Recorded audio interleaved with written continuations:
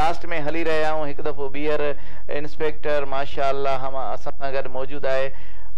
बशीर अहमद घुनियो साहब ऐं रियाज़ अहमद हुसैनी साहब इन्हनि ॾे ऐं इन्हनि खे पुछा लास्ट में छा पिया ॿुधाइनि जी हाजी मखणे फ़कीर जी नात आख़िर में जी बिस्मिल्लाह बिस्मिल्लाह है तुझे न पहुंची हाथ दर दर ठुकराएगा तुझे न पहुंची हाथ दर दर ठुकराएगा भोला है बादर समझी मानो मचराएगा ना गेलो नासन में नहीं भी नचराएगा पर कुर्बत जा प्यारा मिठड़ा मदीने वाला पर गुरबत जा प्यारा मिठड़ा मदीने वाला पर गुरबत जा प्यारा मिठड़ा मदीने वाला कहड़ा लाए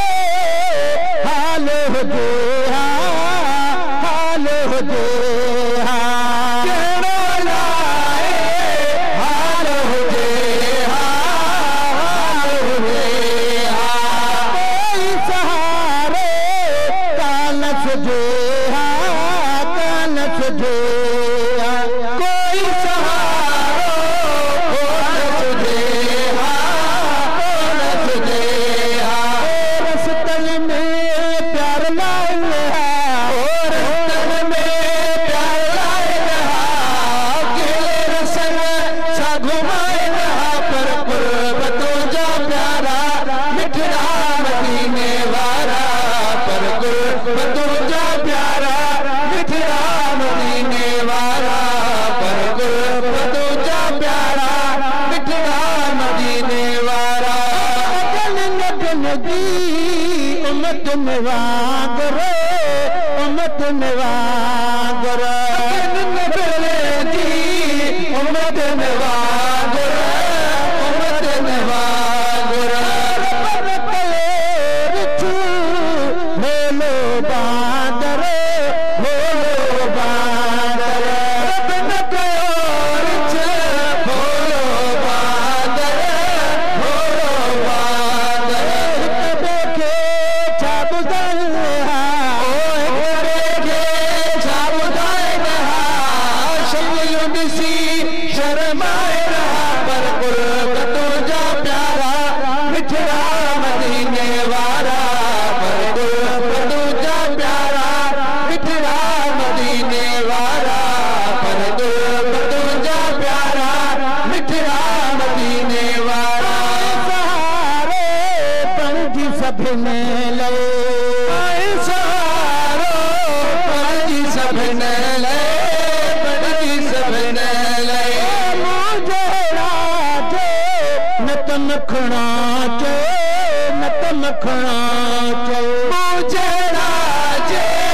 नत मखना चे नत मखना चे जग झूठे करू खाए जग झूठो करू खाए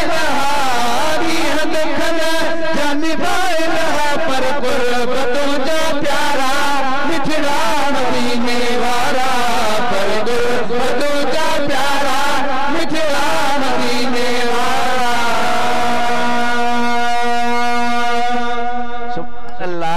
सुभान अल्लाह माशाअल्लाह माशाअल्लाह जी नादरीन इन सां गॾु असांजे प्रोग्राम जो वक़्तु ख़त्म थी चुको आहे इंशाअल्लाह सुभाणे वरी ॿिए नए सनाख़ाननि सां गॾु तव्हांजी ख़िदमत में हाज़िर थींदासीं तेतिरे ताईं पंहिंजे मेज़बान मियां उस्मान खे इजाज़त ॾींदा अल्लाह हाफ़िज़ अस्सलामु अलैकुम वरहमतुल्लाहि वबरकातहू अल्लाहुम्मा इन्नी लका सुम्तु व बिका आमनतु व अलैका तवक्कलतु व अला रिज़्क़िका अफ़्तरतु या अल्लाह असां सभिनी जा जेके भी गुनाह हैं माफ़ फरमा